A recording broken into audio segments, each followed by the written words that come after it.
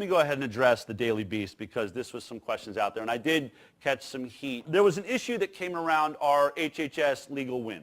At a March 2019 hearing in the Senate Committee on Health, Education, Labor, and Pensions, Chairman Lamar Alexander said the reports were actually required within 2 years of the law's implementation, not every 2 years. The National Childhood Vaccine Injury Act of 1986 required the Department of Health and Human Services to submit a report to Congress within 2 years after the legislation was signed into law.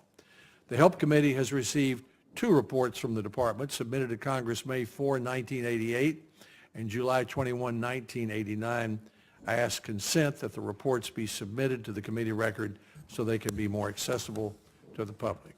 It's addressing a totally different part of the National Childhood Vaccine Injury Compensation Act. We were addressing specifically a different subsection. Within 2 years after December 22nd, 1987, and periodically thereafter, I want you to pay attention to that, periodically thereafter, the Secretary shall prepare and transmit to the Committee on Energy and Commerce of the House of Representatives and the Committee on Labor and Human Resources of the Senate a report describing the actions taken pursuant to subsection A of this section during the preceding 2-year period. So if you take those 2 points, periodically thereafter, the preceding 2-year period. Periodically meaning it's going to continue to happen. So Lamar Alexander's point, and anybody that attacked this, including the Daily Beast, saying that I was inaccurate in saying that they hadn't done it every 2 years, clearly it says it right there. Take out the word periodically, and then maybe you would have a point. But we've had multiple lawyers look at this, and we always do before we bring you this information, and certainly before we win a lawsuit, you know, where the opposition looked at it, then that's the fact. And so those are facts. And I hate it when a fact gets in the way of a good story, but that's what's happened here. Now let's discuss the fact that, so I submitted exactly that. I said, you know, this subsection specifically said periodically, and, you know, I wrote the whole thing out. And then I said, as to the fact that these 2 articles presented by Lamar Alexander, if you read the first page of those articles, you will see that it immediately says that it's for a completely different subsection, not the childhood vaccine safety section of the 1986 Compensation Act. And I want you to think about it. And just so for behind the scenes, we submitted FOIA requests, Freedom of Information Act requests, to HHS. We simply wanted to see all of the congressional meetings and what had transpired in those meetings and what had been the recommendations and what had been presented every 2 years since 1986. They avoided us for almost a year. We had to take them to court. They were avoiding us for a reason. They weren't avoiding us because they only had to do it once after 2 years, and by the way, they did. They had 2 documents to prove it. They avoided us for a year because they had nothing. And then we took them to court.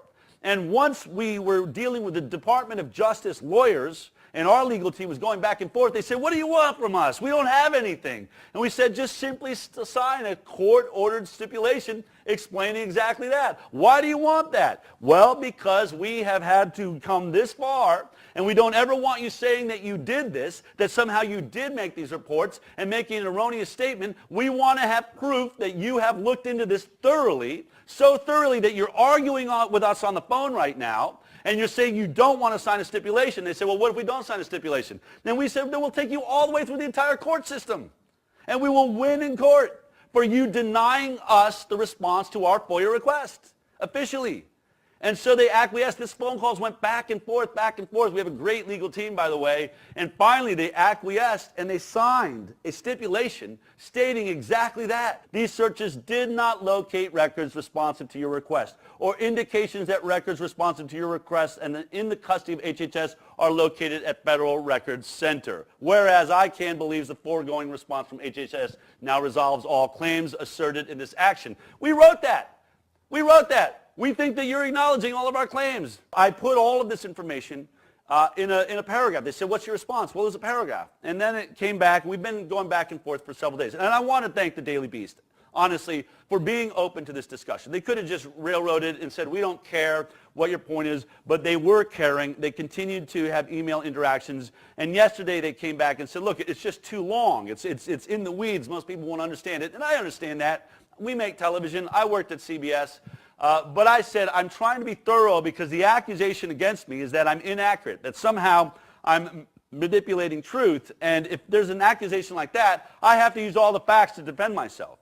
In the end, they said, can you fit your response into a 100-word statement, and we will print that. So I did, and it has been printed, and this was my response. If the two documents provided by Lamar Alexander do in fact fulfill the requirements at the heart of our lawsuit, then we have just been provided with grounds for another lawsuit against HHS, who would clearly be held in contempt of court for hiding these two documents from us when they signed a court stipulation stating that they could not find any documents required by our lawsuit. He said in a statement, I doubt HHS stands by these documents in your article, as it would be at their own peril. There you have it, for anyone challenging it. And by the way, I think we are actually going to reach out and ask if we do need to sue them for this, just to double down and be double dog sure that what they signed was not inaccurate. Hey man, either way I win. If I get to win in a contempt case against Health and Human Services that's lying and cheating, fine. I mean, so this is a case where I think the reporter got overzealous, really tried to put apples and oranges together, and it's a great article. It's fairly well balanced. They are not manipulating or editing my statements.